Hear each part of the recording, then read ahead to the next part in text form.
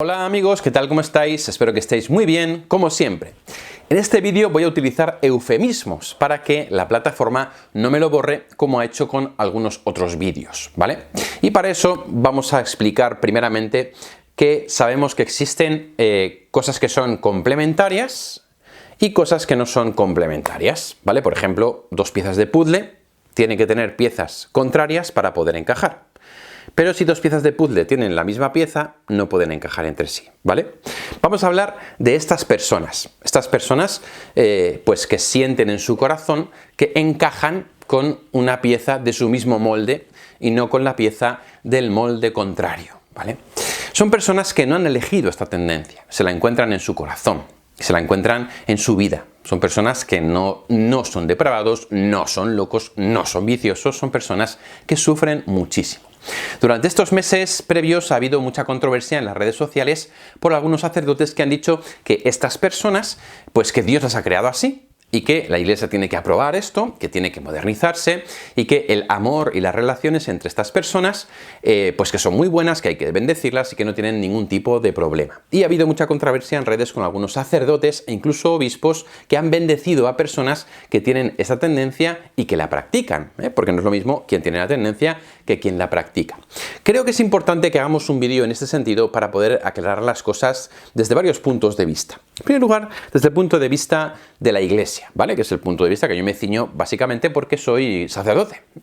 La Iglesia ha dicho claramente que estos actos, los actos, no la tendencia, son intrínsecamente desordenados porque no provienen de una verdadera complementariedad afectiva y sexual y que no deben recibir aprobación en ningún caso.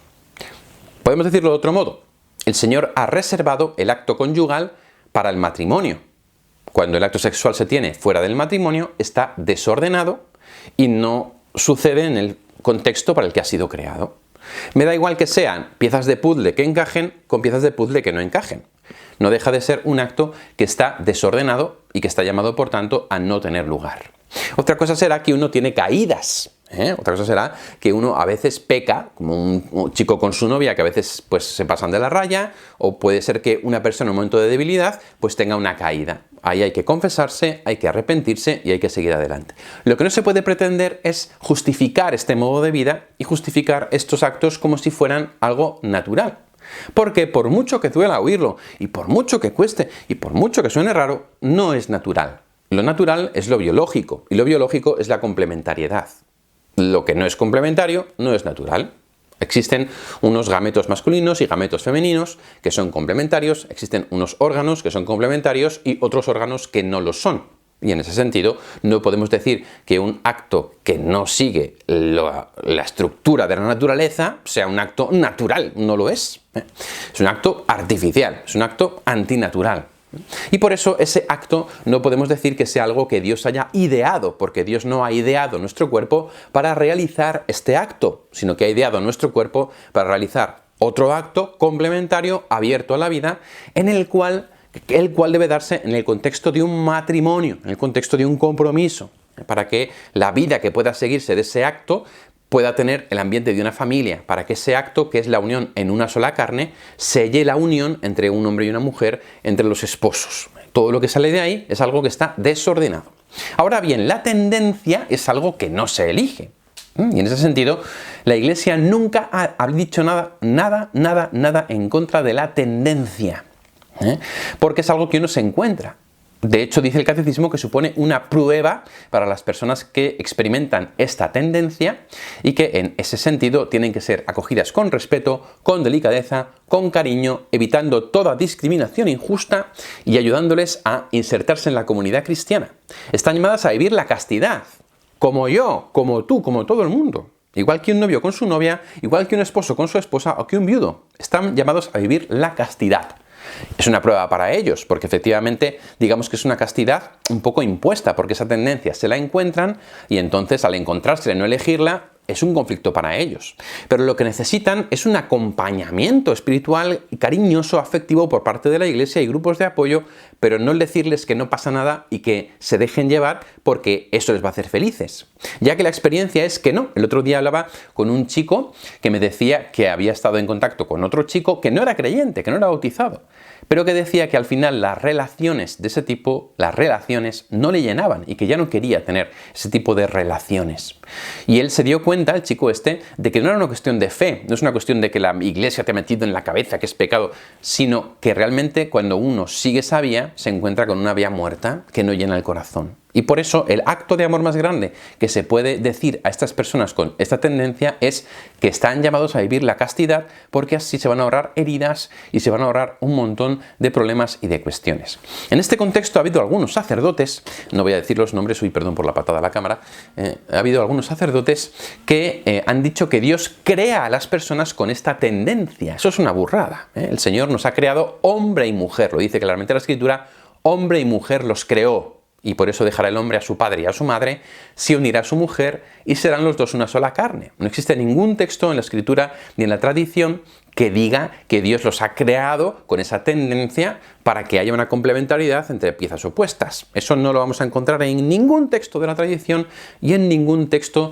de la Sagrada Escritura. La Sagrada Escritura, cuando habla de este tema, cuando utiliza esa palabra concreta, se refiere a los actos, porque en ningún momento de la cultura antigua se ha pensado que la palabra defina a la persona, sino que hablaba siempre de los actos, que no pueden recibir aprobación en ningún caso. La tendencia no se elige, pero tampoco es creada por Dios. El Catecismo dice claramente, su origen psíquico permanece en gran medida inexplicado, en gran medida, es decir, que hay algunas explicaciones como veremos ahora, pero es un origen psíquico, no es un origen biológico, no es genético, no hay ningún estudio que lo concluya genéticamente. Tampoco es una opción, insisto, no se elige, uno se lo encuentra, pero no han sido creadas por Dios así. Eso sería como decir que Dios nos crea hombre y mujer para poder ser complementarios y que Dios le dice a la iglesia, que es su iglesia, que solo eso es válido y luego por otro lado crea gente que no cumple esa norma, que no cumple esa ley natural. No tiene ningún sentido, eso es un disparate, eso sería un Dios cruel. Y Dios no es cruel, Él no lo ha hecho así. Por tanto, esto que dicen estos sacerdotes es mentira, no es lo que dice la doctrina de la Iglesia y no puede ser aceptado bajo ningún concepto. Además, son sacerdotes que es posible que ellos tengan algún tipo de, también, porque pues se nota que a veces cuando uno defiende mucho una cosa, pues puede ser por opciones personales más que por convicciones, ¿no? Al final, los argumentos que buscamos los buscamos para justificar nuestro modo de vida y no al revés. Y por otra parte, no tienen apoyo ni en la Sagrada Escritura, ni en la tradición, ni en el Catecismo, ni en la doctrina de la Iglesia. Nunca lo citan. Siempre dicen que hay que superarlo, que hay que ir más allá, que hay que no sé qué, que Dios es amor. Claro que Dios es amor. Pero el amor de Dios te dice la verdad sobre las cosas. Y el amor de Dios sana. Pero el amor de Dios no justifica algo que no te va a hacer feliz. Porque cuando Dios nos dice que algo es pecado o que algo es desordenado, porque el Catecismo, hablando de estos actos, dice que son desordenados, no dice que sean pecado, o sea, que lo son, pero no dice que sean pecados, sino que son desordenados, no lo dice para fastidiar, lo dice para ayudarnos a ser felices, a tener orden en nuestra vida, ¿vale? Vamos ahora a entrar en ese punto un poquito más conflictivo de las causas psíquicas, ¿vale? De las causas psíquicas de esta tendencia. Me voy a enrollar aquí porque aquí tienen que hablar los psicólogos. ¿Cuál es el problema? Que los psicólogos están callados, salvo los psicólogos que apoyan este gran movimiento, este gran lobby que está a favor de las relaciones de este tipo, ¿no? Solamente hablan esos psicólogos y solamente se les escucha a ellos. El resto son silenciados. Incluso pueden ser multados. O sea, existen leyes en este país y en otros países que penan el hecho de que tú opines distinto.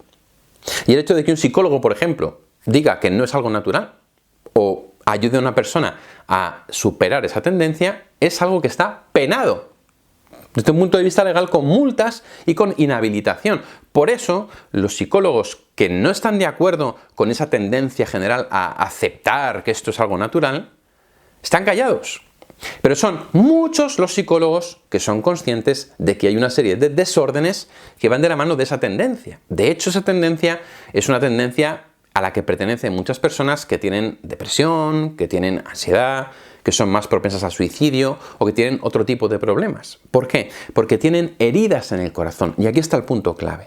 La tendencia es fruto de unas heridas afectivas que uno recibe en la primera infancia. Entre los 0 y los 6 años, entre los 0 y los 6 años es cuando se produce la maduración de la identidad de tipo sexual. Si en esos años yo no he tenido una correcta relación con mi figura paterna, con mi figura materna, con mis iguales, con mis hermanos, si he recibido algún tipo de abuso, si he tenido algún tipo de identificación con el sexo opuesto, si he tenido alguna serie de heridas de diversos tipos como bullying, o si he sentido excluido, o si he sido más tímido, o un montón de cosas, pueden producir en mí una tendencia a erotizar a los que tienen la misma pieza que yo. Y entonces empiezo a generar inconscientemente una atracción hacia esas personas. Fijaos que digo de los 0 a los 6 años, luego de los 6 a los 9 se consolida. Todo esto está estudiado en la psicología que se llama evolutiva, que estudia el avance del cerebro y de la parte emocional e instintiva del desarrollo humano. Esto es muy temprano, es muy temprano. Hay gente que dice, no, es que esta persona presenta esta tendencia desde que nació. Uno puede presentarla desde muy pequeño, desde un punto de vista que digamos, es que parece que siempre ha sido así, pero es porque las heridas emocionales se pueden producir a edades muy tempranas, ¿vale? Esto lo digo por dos motivos. En primer lugar, porque si tú eres padre o madre de familia, tienes que cuidar mucho que tu hijo o tu hija tenga el afecto necesario, la protección necesaria, la seguridad necesaria, la figura masculina adecuada, la figura femenina adecuada, el entorno adecuado, y evitarle una serie de heridas o de cuestiones que le pueden llevar a cuestionarse una identidad que de un modo natural desarrollaría como masculina o femenina. Y en segundo lugar, porque si eres una persona que siente esta tendencia, tienes que hacerte consciente de que puede haber heridas emocionales en tu interior que te hayan llevado a desarrollar esta tendencia. Que puede haber sido pues una sobreidentificación con la figura materna o paterna, que puede haber sido un abuso, que puede haber sido una erotización de un momento, una idealización de un amigo, que puede haber sido un montón de cosas. Hay mucha literatura a este respecto, te recomiendo que la busques. Es difícil encontrarla porque está muy capada en internet, pero se puede encontrar, ¿vale? Y esto es fundamental para darnos cuenta de que hay heridas emocionales que están en la base psíquica de esta tendencia. Y por lo tanto, que si tú, cuidado con lo que voy a decir, si tú sanas las heridas de tu corazón, entonces la tendencia puede verse afectada. Cuidado que no estoy diciendo que hay que sanar la tendencia, porque la tendencia no es algo que haya que sanar, no es nada que sea malo. Lo que hay que sanar son las heridas emocionales. Yo tengo heridas emocionales con mi padre, por ejemplo. Y yo tengo que hacer un proceso de sanación interior para las heridas con mi padre que me llevaban, por ejemplo, a tratar mal a mi hermana pequeña, o por ejemplo a ser autoritario, o por ejemplo a buscar la aprobación de la autoridad. Esas tendencias que yo tenía son tendencias, no son buenas ni malas. Las heridas emocionales necesitaban ser sanadas. Y cuando yo he sanado las heridas emocionales, las tendencias han ido desapareciendo. Una persona puede tener tendencia a ser celosa, por ejemplo. Eso no es bueno ni malo. Pero a lo mejor hay una herida emocional en la base que es que ha sido traicionado o traicionada, o que sus padres han sido infieles. Entonces, cuando sana esa herida emocional en su base, la tendencia se suaviza. Esto es exactamente lo que pasa también con esa otra tendencia. Si tú ves que hay una serie de causas de heridas emocionales que te han llevado a esa tendencia, cuando tú sanas esas heridas emocionales, entonces la tendencia se suaviza y puede aparecer la otra tendencia. Hay muchas personas que dan testimonio de esto, de cómo cuando han ido a las heridas emocionales profundas que tienen en su vida, una tendencia se ha aminorado y la otra tendencia ha crecido. La tendencia de piezas iguales ha aminorado y la tendencia de piezas complementarias ha crecido. Y esto es espectacular porque hay muchos testimonios que hoy en día son callados porque no interesa, pero que también se pueden encontrar, gracias a Dios, en internet. Tiene, por lo tanto, causas psíquicas. En cualquier caso, hay gente que dice, bueno, pero ¿y si no hay ningún modo de sanar las heridas emocionales? ¿O y si la tendencia permanece? Bueno, pues entonces estamos llamados a vivir la castidad. Y para eso creo que es muy importante, como dice el catecismo, una virtud profunda, el deseo de la santidad y una amistad desinteresada para poder vivir bien estas cosas y en comunión con la Iglesia. Porque estas personas con esa tendencia pueden y deben, dice el catecismo, acercarse resueltamente a la perfección cristiana. O sea, pueden ser santos. Santos y santas. La tendencia nadie la condena, nadie la demoniza, a nadie le parece mal. Pero eso no quiere decir que digamos que es natural, que está ordenada, y mucho menos que justifiquemos los actos de esa tendencia que no pueden llenar el corazón y que además profanan tu cuerpo y el cuerpo de la otra persona, ¿vale? Espero haber sido bastante claro en este vídeo. He intentado utilizar eufemismos para que no haya censura, porque hoy en día está prohibido decir estas cosas, ¿eh? Como sabéis, yo creo que es importante dejarlo claro y dejar claro que esta es la postura de la Iglesia y de la Escritura, de la tradición. O sea, que no hay ninguna brecha en la continua revelación de Dios que nos permita ahora empezar a decir que Dios ha creado a las personas con esa tendencia. Es un origen psíquico que tiene unas heridas emocionales en la base, que las heridas emocionales se pueden sanar, ¿eh? Y que están llamados a la castidad, no a vivir como si fuesen marido y mujer, porque no lo son, ¿eh?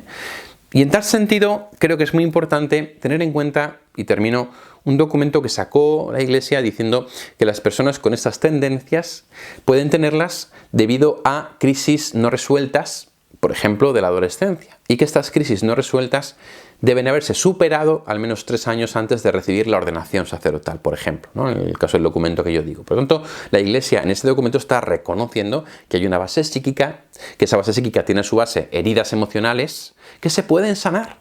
Y que sanar las heridas emocionales se puede superar la tendencia, y que superar la tendencia uno puede comprometerse en el matrimonio, o como ha habido muchos casos, o en el sacerdocio. Por tanto, si hay sacerdotes que tienen esta tendencia y que no la han superado, tienen que hacer un trabajo interior para poder superarla y poder vivir un sacerdocio totalmente pleno, que es el que vivimos las personas que tenemos esta tendencia y no esta tendencia. Bueno, espero que el vídeo os haya ayudado, supongo que será polémico, esperemos que haga bien. ¡Ánimo y adelante!